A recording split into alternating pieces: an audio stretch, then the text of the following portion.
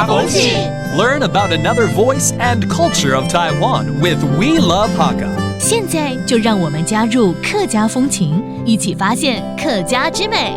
台北腔係客家話嘅第三大強調，今日就帶大家來去台中市沙港區嘅土牛客家文化館，見證台北客家嘅開發史。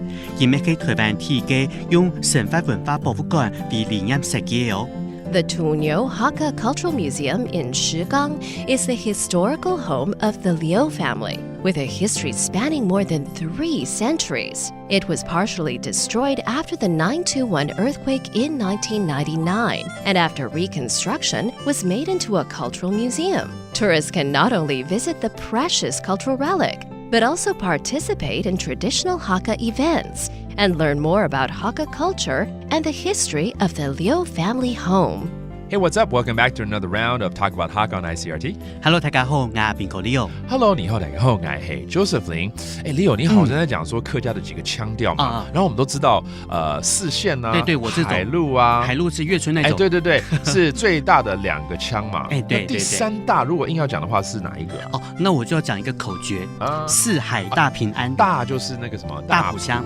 对，大埔腔呢，它主要是分布的地区就是在台中什么东势啦、石冈那一带。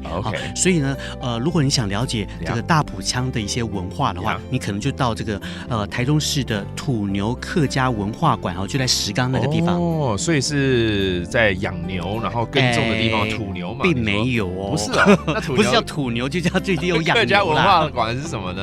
好，其实它就是在这个大埔地区的一个刘家的伙房。它里面有这个宫厅啦，左右护龙啦，子孙像啦，还有什么半月池。你看，这在以前来说，他们是有当官的人家才可以盖那么漂亮的房子啊。就现在变成一个文化馆，当然就给大家来这边参观，来这边了解一下客家的一些生活，或者是客家的一些文化。太好了，那一定要去拜访一下了。对，除了可以去这个土牛客家文化馆认识这个大埔腔的文化之外呢，也可以来这个东风绿廊道，就在旁边而已。这我知道。骑脚踏车，对，多贴近一下大自然，对，然后让我们也很自然的方式，让我们更接近这个大埔的文化。没错。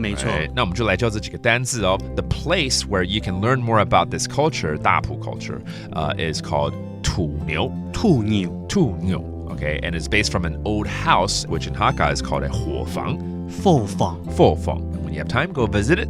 And there you go, learning a little bit more about the Hakka culture on ICRT. 什么太嘎？俺只say 张来了。客家风情由客家委员会监制。We Love Hakka has been brought to you by the Hakka Affairs Council.